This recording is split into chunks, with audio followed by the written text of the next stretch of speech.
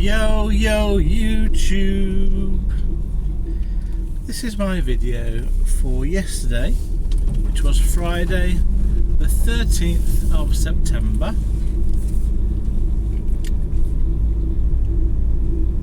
Again, from my point of view, quite an interesting day, for personal and for business reasons.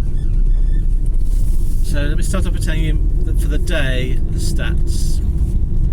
So I filled it with fuel. So I've got a new average fuel price for the week of 13.10 pence per mile. I drove 585 miles. I worked for 17 hours, but that's not actually true. And I earned £260,260 from 2 CX jobs.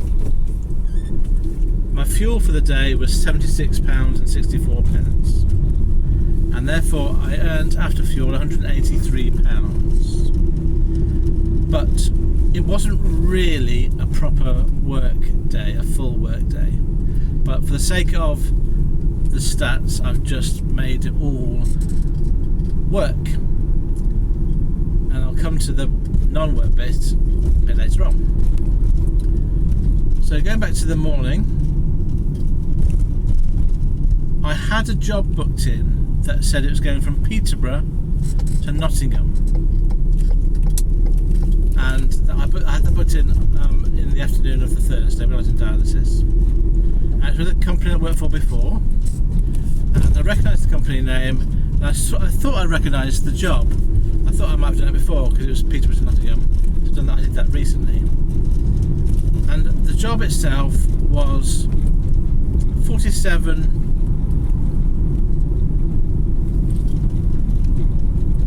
loaded miles for a medium wheelbase van. And I bid £60 on that. And it was a pickup at any time between 7:30 and 9:30, so it was quite a big pickup range. So I wanted to try and get there for the start of that to give me a good chance of being in Nottingham, early for a second job. So I left the house at 7 o'clock. When I put the postcode into my sat nav, it actually wasn't Peterborough at all. It was actually Oundle, which isn't Peterborough. If you know the area, it's basically a different county. So that was actually more like 50 minutes drive away than the half an hour it is to Peterborough. So I got on site at 7:55 in the end, and when I arrived, they said that they weren't quite ready for me. And they said that they told the company, whoever it was, they needed a collection before 12 o'clock. So there's a bit of miscommunication there. The company that was shipping the products was expecting someone there to be before 12 o'clock, which obviously 7:30 to 9:30 is before 12 o'clock. But if I got there at 7:30, they wouldn't have been ready for me. So I don't know how that decision is made between what the company sort of expects and what the shipper expects. Anyway, it's not for me to question these things. It's just a little miscommunication in my view that happens quite a lot. So I got loaded up, and at this point I used my initiative and my newfound confidence in logistics. What they pulled out on a pump truck 2 large boxes that were open, and the boxes I would say would be roughly 1.2 metres long by about half a metre wide and half a metre deep, and there's 2 of those boxes. They were cardboard boxes, and they were filled with various metal items, and it was obvious from the people that were bringing it out that they were heavy boxes. And they said to me, just be careful when you offload these because the bottom of these boxes isn't very strong. And their plan was to pump the pump truck up and slide the boxes onto my van. And now with my newfound logistics confidence, I was thinking, well, that's all very well, but what about at the other end? How do I get this thing off my van? Also, the other thing, it was air freight. It was going to Saudi Arabia. So I thought I'd need to be a bit more prepared than this. So I said to them, have you got any pallets? And they have. And I said, could you please put them on pallets before you put them on the van, so that at the other end I can get them off a lot easier. And so we spent a bit of time, well, they spent a bit of time arranging that for me. They got 2 small pallets and put 1 box on each pallet, and then they pumped it up and we dragged the pallet onto my van.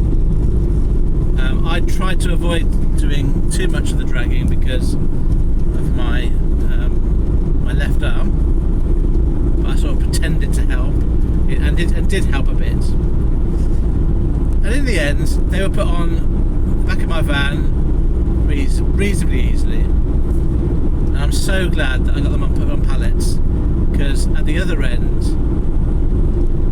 it was a lot easier. So I then got myself towards what I thought was Nottingham. It was an hour's drive away, and in the end I ended up in Newark, which isn't Nottingham at all. So both the pick-up point and the drop-off point were not as advertised.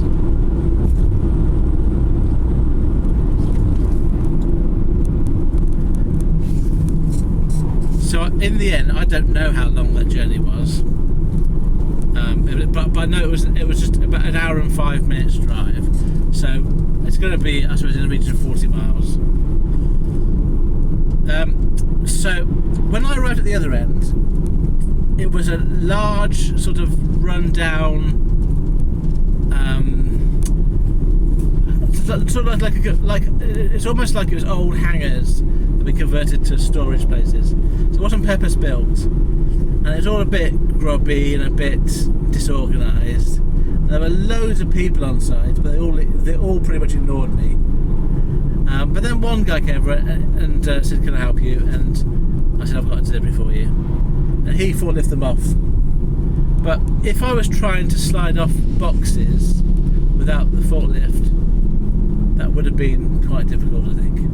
So again, very glad I had the pallets, and it was off really easily. And then I was off site. I used the toilet and then I got off site.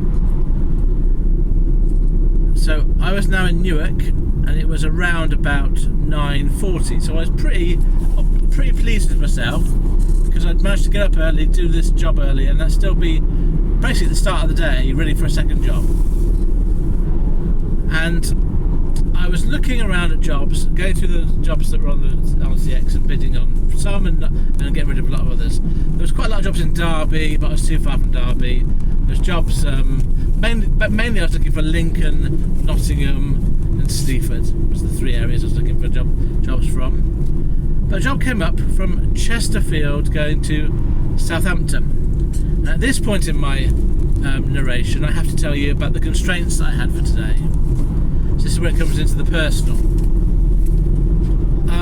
My mum went into hospital following a fall a couple of days ago, and my plan was to get myself to Birmingham, or no, get myself to Worcester at the end of today and go and visit her. And so I was looking at what was available going towards Birmingham, and there wasn't an awful lot, but what came up was this one to Southampton. And I thought, it's still early in the day. If I get this job, I might have a chance of getting a job going north from Southampton, somewhere towards the Birmingham area, or even, to be fair, to Bristol or to Gloucester or to Swindon. You know, anywhere would work for me. I know that most of the stuff from the south goes towards London, so I was aware it was going to be difficult. But this job, so this job came up, and I put up a larger bit on than normal because it was going not quite in the right direction, but also because it said in the notes that they wanted 2 vans. And I learnt from my previous experience that I should add a bit of money to that. So the advertised load was for a medium wheelbase van going 191 miles. So I stuck on £200, and the reason why I did 200 was I thought, well, that would give me my day's earnings. And if I'd have to dead mile it home, it's not the end of the day, but I've got a chance to get another job. Now, in hindsight, I think it was okay. It was okay. The problem with it was I was an hour or so from Chesterfield, the pickup point, 53 minutes, and that was 32 miles away. So I got the call at 9:45. So I was looking for jobs for 5 minutes, got the call about this, and we had a bit of a conversation about it, and then I left at 9:50 to go to Chesterfield, and I was going to arrive about 10 to 11, and the pickup times was between 10:30 and 11:30. So I was well within the pickup time for this. When I arrived at the pickup point, I was expected to pick up 2 pallets because there was a load in total. The order was for 7 pallets, and I couldn't quite work out why it was only 2 vans, but I assumed maybe it was a Luton van and a Meyer van. But then the weight of the total order was 2,800 kilograms, which I worked out to be 400 kilograms per pallet. So I could take 2 pallets and still be within weight. So that made a bit of sense to me, why there was more than one van going in. Now when I arrived, there was another van being loaded up, and he was only half loaded, but he was about to go. When I arrived, I said, I'm coming to collect 2 pallets. And the forklift guy said, no, you've only got 1. Because as it turned out, I was the last to arrive of 4 vans. Each of the other vans had 2 pallets, and I had the last one. And so that guy went off, I got loaded up, and then I left. And the journey time to Southampton was 4 hours. And I left that site at 11 o'clock. So it took me about 10 minutes to get loaded up. The only problem I had was I was very hungry at this point, and my van needed fuel. So on the way, I found the nearest place that could accept my fuel card, and right opposite it was a co-op. So I fueled up my van, then fueled up myself, and then I made my way down to Southampton without stopping. And as I was getting towards Southampton, my ETA was going to be 3:25. I told the shipper it's going to be 4 o'clock, just to give you a bit of leeway, but I was sort of 10 minutes away, and it's 3:25. And I was looking, and when I left originally, I thought, I'm going to Southampton, I'll look at jobs from Southampton later on this afternoon. Then I realised I'm going to be the last of 4 vans coming down, so how likely is it's going to be any work for me? But my optimistic side said, well, if you're going to get there a bit later, you might catch the later jobs, and they might not have them. Anyway, who knows, they might want to just go somewhere else. They might want to go to London, whereas I need to get to Birmingham. So there's a lot of reasons why I still might get a third job of the day. Anyway, I was 10 minutes away from the drop-off point. At this point I only had a postcode, but I sort of was pretty sure I was going to the docks area. And I put a bid on a job that was collecting from a place called Ringwood at 4 o'clock. And I put into the sat-nav how long it took me to get to Ringwood, and it was 35 minutes. And I was due to arrive at 3:25. So really, I wouldn't have got there in time, But I put a bid on. It's going from Ringwood to somewhere near Newport in South Wales, which I thought was good enough for me. I put £100 bid on for a small van job, and I thought if I get a call, I'll let them know where I am and see what I think about it, because there may be some leeway in the pickup points. So I actually did get a call pretty quickly, and I explained the situation and said that I could probably be there for about 4:15 at the latest. Give me a few minutes to offload, and then I'll be on my way. And I said, well, if that's not good enough for you, then obviously give it to someone else, I don't mind. And he said that what he would do is we'd leave it open until I arrived at my drop-off point, and I'd ring him, let him know I was leaving to go to his pickup, which I thought was a very fair way of leaving it. So I then was focused on getting my one pallet offloaded. I got to the dock set. I got stuck in road work. Well, not roads. Busy traffic with traffic lights. So by the time I actually arrived at the correct part of the docks, it was 3:35. So I was beginning to think this is probably not going to happen. And then I had to wait for about 20 minutes before I got offloaded, and obviously the job was well gone by the time I got off site. So I was finished off site at about 5 to 4 in the end. So really it was completely impossible for me to have done that Ringwood job unless they could have shifted it by a good half an hour to 4:30 pickup, in which case I could have done it, but that wasn't what they wanted, obviously. So that job went to somebody else in the end, and I missed out on that job. So I was now just about 4 o'clock in Southampton, and I thought I could, don't put me hanging around, I'll just start to drive to the outskirts of Southampton but look at jobs on the way. And I needed a job that took me anywhere really closer to Birmingham, even if that meant it was a short job and the pickup took me closer. I wouldn't mind doing like a short sort of 2-mile job if it was like Swindon, because then I'd still be closer and get some money for it. So there was the odd opportunity. Now I did bid on a job that was there was a job that was going from Wantage, which was definitely on my way up, but it was going to Towcester, and Towcester to Worcester was an hour and a half. So I would have got there I would have got to the hospital around about an hour after I go there directly. And I was so tempted to do it, but I just thought this is probably pushing my luck a bit too much. I was like an hour, about 40 minutes from Wantage at this point. So I did put a bid on in the end, and I was driving up towards Birmingham, up towards Worcester.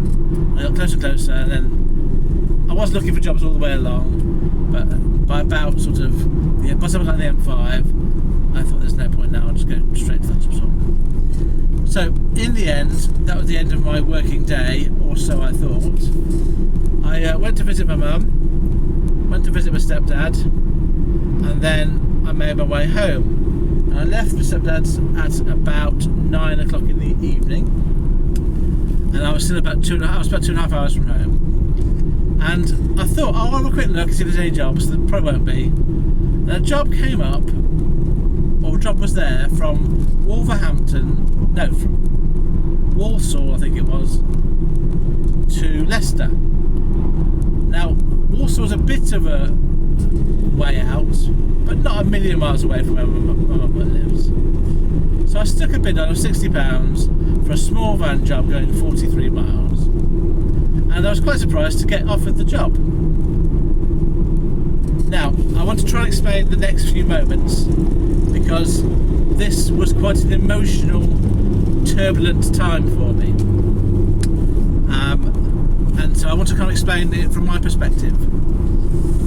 So I was basically resigned to driving home and just getting back to bed quite late. I got a call, and the first thing the guy said was, "You're just taking my friend home." And I was not expecting that. So emotionally, I got really uncomfortable with that. But I had to verbalise that somehow in a way that made some sense. So on one hand, my emotions were going, I don't want to do this job. This is not what I signed up for. I don't do this job to take people in my van. On the other side, I wanted to sort of communicate with this guy in a semi-rational way. That's what I didn't want to do. But I couldn't just say that. So I said to him, first thing that came to my head was, I can't do that because I'm not insured. And that literally is just an excuse. Because if I wanted to do it, I wouldn't care about not being insured for a 40-mile trip at 9 o'clock at night, because I just wouldn't really want to take the risk. But that isn't the real reason why I didn't want to do the job. But it was the excuse that I gave. And it is true, I'm not insured to take people, so it's not a lie. But he said, oh, he's just a friend. And so I had to think, well, what do I do now? What do I say now? And I was sort of stuck for words. So I said something like, well, and he said again, he's just a friend. He's just a friend, mate. And he said it in a bit of a screechy way, a bit sort of panicky way, and that made me feel a bit, well, I don't really want to take him because you're sort of putting pressure on me now. So I said, I just don't want to. And as best I can come up with in the situation, because that was what I was feeling. I just didn't want to do that job. I couldn't think of a sort of rational, logical reason to give him that would sort of justify why I wouldn't do it. And then he said one more time, it's just a friend, like quite high pitched and squeaky.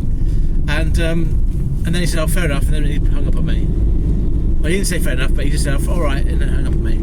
So in the end, he realised I just wasn't comfortable doing it, and he gave up. But I was in quite fight or flight mode in terms of my emotions, and I thought what I want to try and explain here is I had my intuition and my instinct was saying don't do this job, but I couldn't find the words to kind of communicate that in what I thought was a very rational, logical, fair way. So I was stuck between.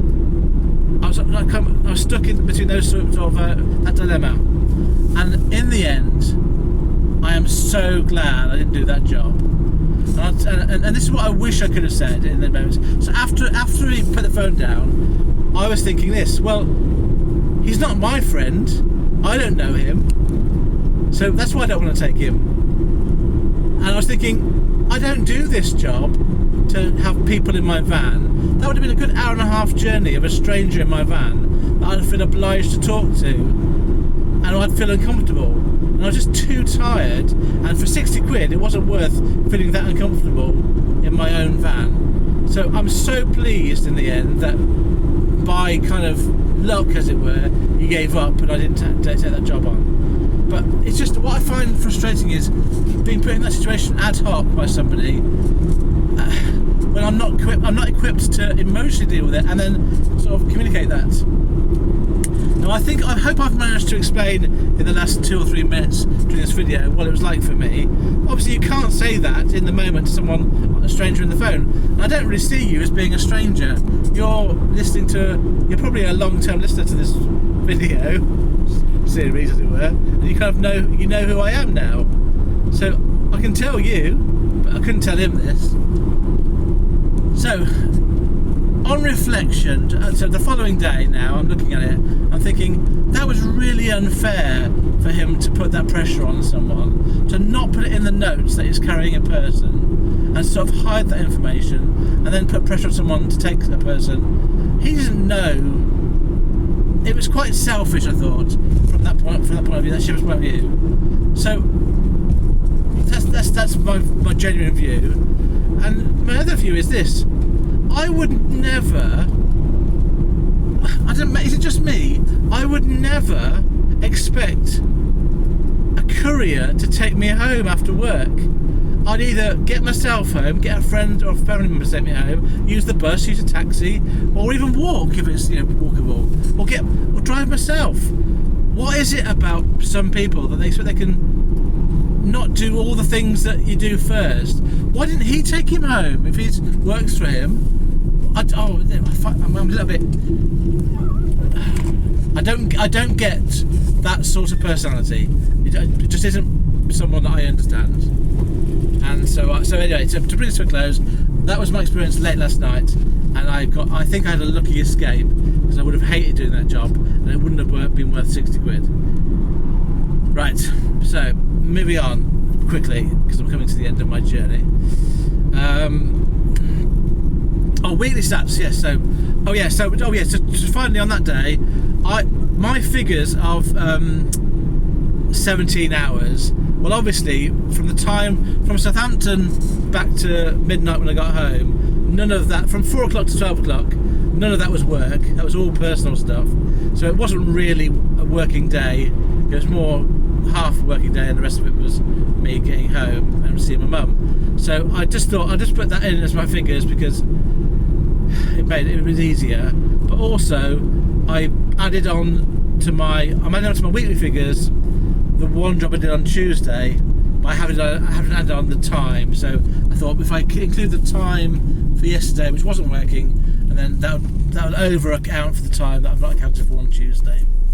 So here are my weekly figures based on 3 days working, three full days working, and then one little job in the morning on Tuesday.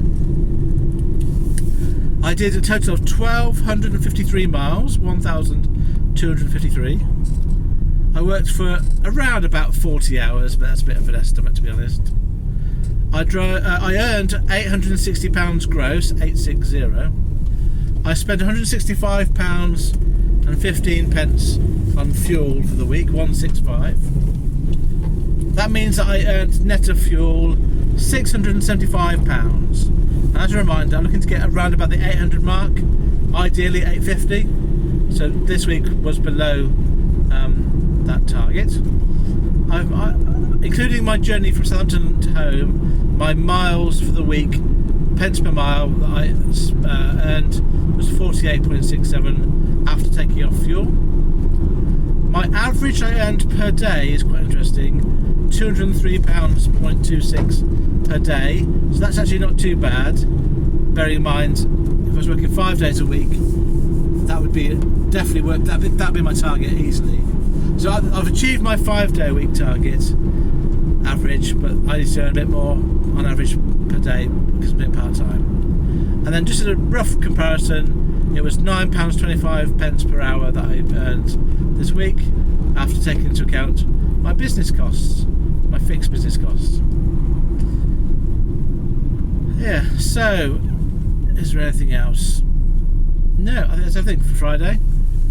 So thank you very much for listening to my video. I hope that you are all being successful, however you choose to define that word for yourselves. I am back on Monday, back on the road on Monday. I haven't got anything booked in at the moment, so that's a shame. There were opportunities, but I sort of overbid on them yesterday and didn't get anything. So I'll have to get up a bit earlier on Monday to get myself on the road. And then I'll speak to you on Monday next week. And other than that, have a good weekend. Farewell, friends.